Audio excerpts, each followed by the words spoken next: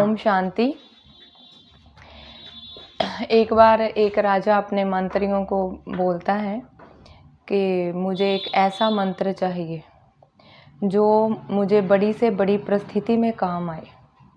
अगर मुझ पर कोई मुश्किल आए तो मैं उसको कैसे हैंडल करूं। मुझे बहुत छोटा सा मंत्र चाहिए, मुझे बुक्स वगैरह या इतने बड़े ग्रंथ नहीं चाहिए, बस छोटा सा मंत्र चाहिए। मंत्री बहुत ढूंढते हैं, प्रयास करते हैं, मगर उन्हें नहीं मिलता। तो फिर वो ढूंढते ढूंढते किसी ऐसे फ़कीर के पास जाते हैं।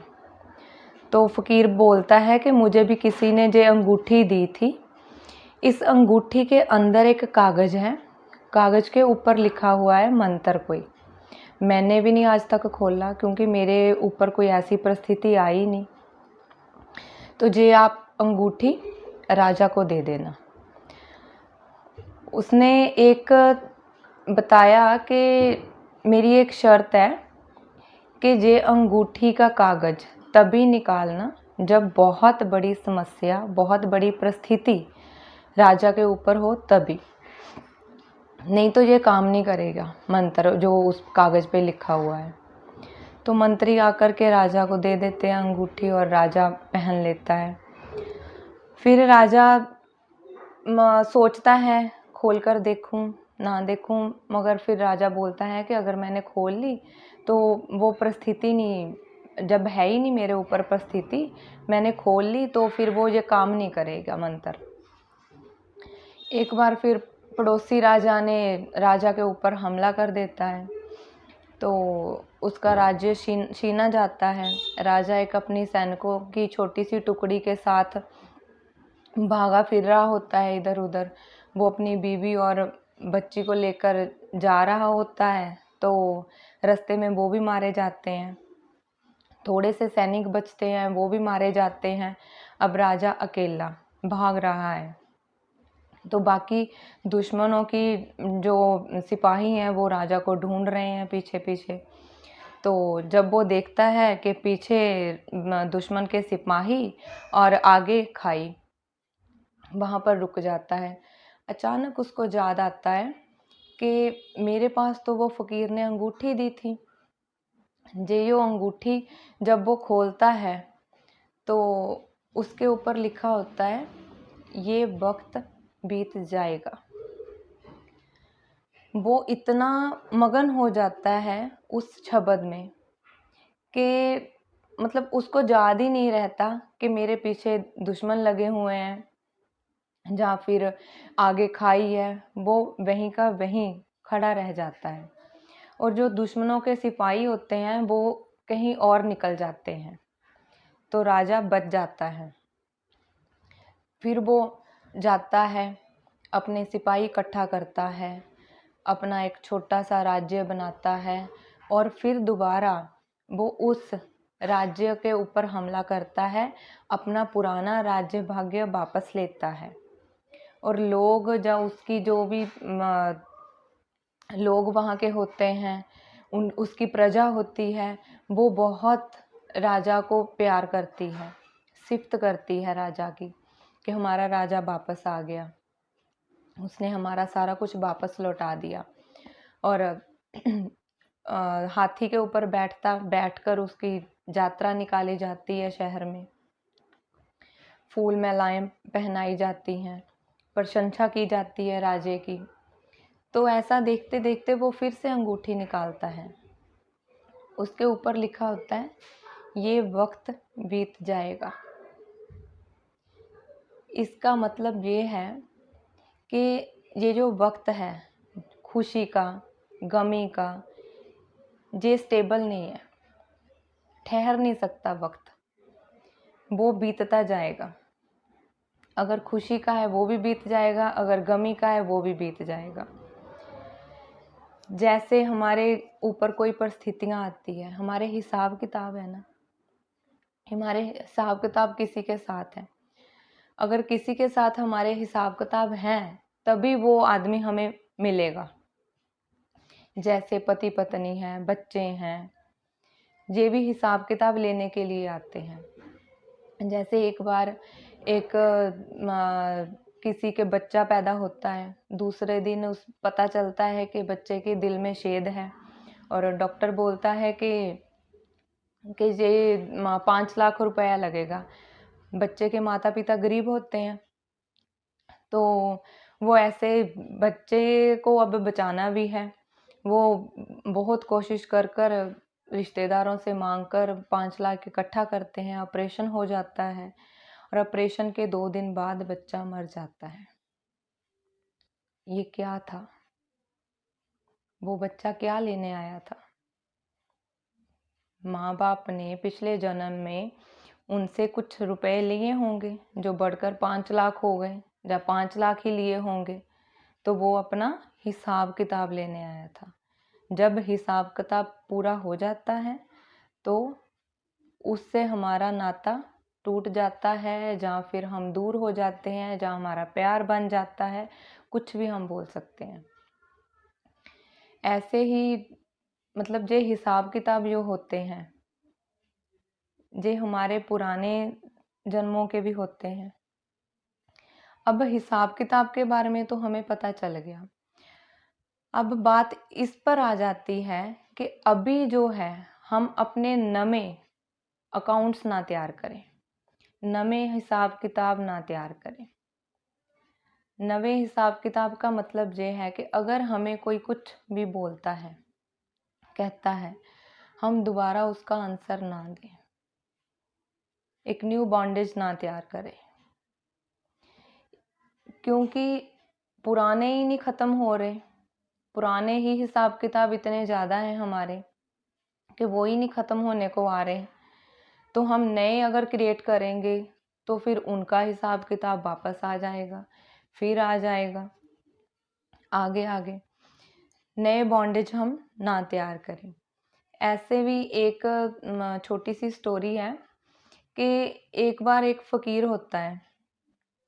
राजा फ़कीर को इल्ज़ाम लगा देता है कि इसने चोरी की है हमारे राज्य में, तो उसको जेल में डाल दिया जाता है। वो फ़कीर कुछ नहीं बोलता, अपनी कोई सफाई भी नहीं पेश करता, कुछ नहीं बोलता। 1 हफ्ता जेल में रहने के बाद जब दूसरा असली चोर पकड़ा जाता है तो उस फ़कीर को छोड़ा जाता है, तो भी वो कुछ नहीं बोलता। तो राजा बोलता है, फ़कीर जी, महाराज जी, मुझे ये तो बताओ, आप बोल क्यों नहीं रहे हो?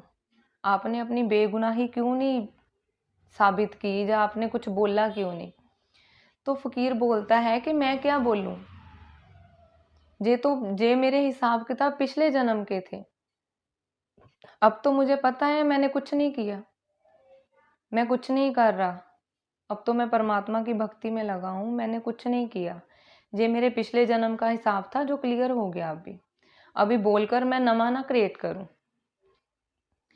इसलिए अगर कोई कुछ कहता है, हाँ, अगर बहुत ज़्यादा कोई आप पर करैक्टर का इल्ज़ाम लगा देता है, ये तो अच्छी नहीं है करैक्टर की, या अच्छा नहीं है, तो सिर्फ आप ऐसे नहीं कि लड़ाई झगड़ा करोगे, जब वो मार पिटाई पर उतर आओगे, आपने क्या बोल दिया, ये क्या किया।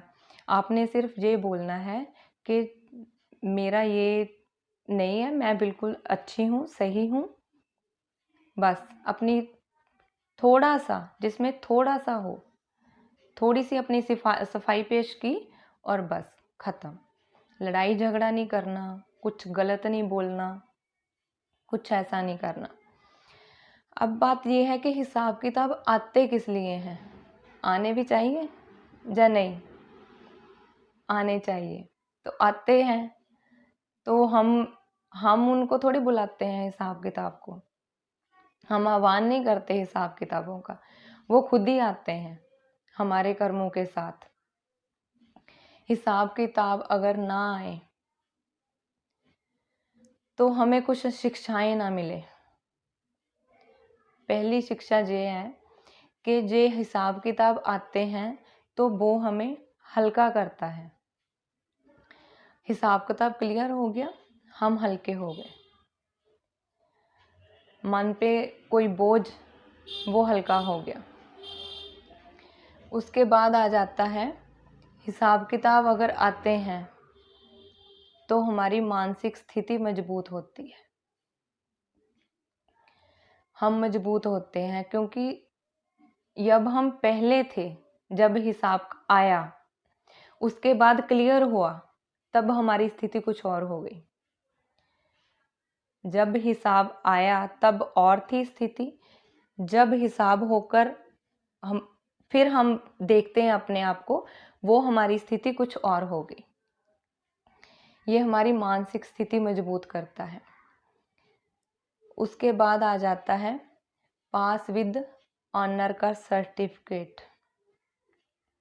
हिसाब किताब हमें पास विद ऑनर का सर्टिफिकेट दिलाते हैं।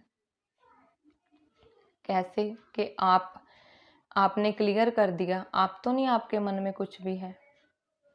हम बाबा को ही याद करते हैं। अब ब्रह्मा बाबा के ऊपर कितने हिसाब किताब आए, बहुत आए हिसाब किताब। बाबा इतनी परिस्थितियां आई बाबा के ऊपर, और बाबा ने हंसते हुए झेली, और मन में कोई भी, किसी के प्रति भी कोई ख्याल नहीं आया। आगे आ जाता है, अगर हिसाब किताब आते हैं तो वो हमारा चेकिंग हो जाती है। चेकिंग ये हो जाती है कि अगर हम मजबूत हैं अंदर से, हमारी स्थिति मजबूत है, हमारा आंतरिक मन मजबूत है, तो हम डामाडोल नहीं होंगे, हमारी स्थिति हिलेगी नहीं। नहीं तो जो हिसाब किताब लेने हमारे साथ आता है, उसके हाथ में एक टॉर्च होती है, वो टॉर्च लेकर आता है। जब वो टॉर्च लेकर आता है तो हम क्या करते हैं, वो तो टॉर्च से तो रोशनी होगी ना। तो जब रोशनी होती है हमारे अंदर, तो कहीं ना कहीं गुस्सा उमड़ पड़ता है, निकल जाता है, कहीं छुपा होता है हमारे मन में गुस्सा। तो जब गुस्सा हो जाते हैं हम आगे बोल देते हैं और बॉन्डेज तैयार कर देते हैं, तो फिर हमारे आंतरिक स्थिति, मन की स्थिति मजबूत नहीं होती। इस पे ये हो जाता है कि हम बोले ना, हम आगे जवाब ना दें उसको। अगर कोई भी हम पर परिस्थिति आती है, इसमें भी एक बताती हूँ आपको बात। एक बार अमेरिका का एक प्रसिद्ध लेखक होता है, वो लेक्चर दे रहा होता है रेडियो पर। रेडियो के ऊपर लेक्चर दे रहा होता है इब्राहिम लिंकन। उसने एक बुक भी लिखी है इब्राहिम लिंकन के बारे में। तो वो लेक्चर जब दे देता है, घर पर आ जाता है, तो एक लेडी उसको लेटर भेजती है, और इतना खतरनाक लेटर भेजती है कि आपने इब्राहिम लिंकन के बारे में पूरा सर्च किया है, तो आपने ये बात कैसे बोल दी, आपने ये बात कैसे बोल दी। बहुत खतरनाक लेटर लिखती है, भेजती है। उसको भी बहुत गुस्सा आ जाता है लेखक को। तो वो क्या करता है, वो आगे से एक और खतरनाक लेटर लिखता है, जबरदस्त लेटर लिखता है उसको कि तुम कौन होती हो मुझे ये बात बताने वाली, मैंने तो उसके ऊपर एक बुक भी लिखी है, मैंने इतनी स्टडी की है, तुम कौन होती हो ये बात बोलने वाली। तो रात पड़ गई होती है, तो वो अपना लेक्चर वो अपना लेटर वहीं रख देता है। जब वो रख देता है तो सुबह उठकर देखता है कि चलो सुबह पोस्ट करूँगा। सुबह देखता है चलो एक बार पढ़ तो लूँ। जब पढ़ता है तो देखता है ये तो मैंने कुछ ज़्यादा ही लिख दिया। शाम तक सोचता हूँ, शाम को और लेटर लिखता हूँ, शाम को थोड़ा और कम लिख देता है, और लेटर उससे थोड़ा कम। फिर उसके दिमाग में आ जाता है नहीं, 12 घंटे वेट किया, 12 घंटे और वेट करता हूँ। फिर कुछ और लिखता है। 7 दिन वो सुबह शाम लेटर लिखता है, और 7 दिन के बाद उसका माइंड इतना चेंज हो जाता है कि वो बताता है कि मैंने फिर लेटर लिखा, मैंने उस लेडी को लिखा कि आपका बहुत बहुत धन्यवाद, आपने मेरी गलती निकाली। आगे से अगर मैं कोई लेक्चर दूं, अगर मेरी कोई गलती हो तो आप उसे ज़रूर सुधारना, मुझे बताना कि मेरी कहाँ गलती है, क्या गलती है, और फिर क्या से क्या हो गया। अब बताओ, फिर लास्ट में वो दोनों फ्रेंड बन जाते हैं अच्छे, लॉन्ग टाइम के लिए। अगर वो फर्स्ट डे ही वो लेटर पोस्ट कर देता तो क्या होता, बहुत बड़ा दुश्मन पैदा हो जाता। इसलिए अगर कोई हम पर परिस्थिति आती है जहाँ हमारे हिसाब किताब आते हैं, ये बात है कि हमने उस टाइम रिप्लाई नहीं करना, आंसर नहीं देना उस टाइम हमने कोई भी, उस बात को सोचना है। अगर कोई हमको भी कहता है कि हाँ आप ये बात कर लो, उसको बोलना, हाँ रुको भाई, मैं कल सुबह आपको बताऊंगा, जहाँ रात को आपको बताऊंगा, कुछ टाइम ले लो, 12 घंटे का टाइम ले लो, कुछ घंटे का सोचने के लिए। उससे क्या होगा, एक तो हमारे रिश्ते अच्छे रहेंगे, हमें सोचने का टाइम मिल जाएगा, हमारे हिसाब किताब भी चुकतू ऐसे हो जाएंगे और आगे भी नहीं बनेंगे। इसलिए हमने कोई भी जवाब नहीं देना। ये हिसाब किताब जो है वे हमारे पिछले जन्मों के हिसाब किताब आते हैं, हमारे बच्चों के साथ, पति पत्नी का हो गया, फ्रेंड्स हो गए, रिश्तेदार हो गए, जो भी हमें मिले हुए हैं, हमारे साथ चल रहे हैं, इनके साथ कोई ना कोई हमारा कार्मिक अकाउंट है, तभी हमें मिले हुए हैं। आगे नहीं बनाने हैं अकाउंट आपने, ये बात का ध्यान रखना है और बोलने से पहले भी सोचना है। अच्छा, ओम शांति।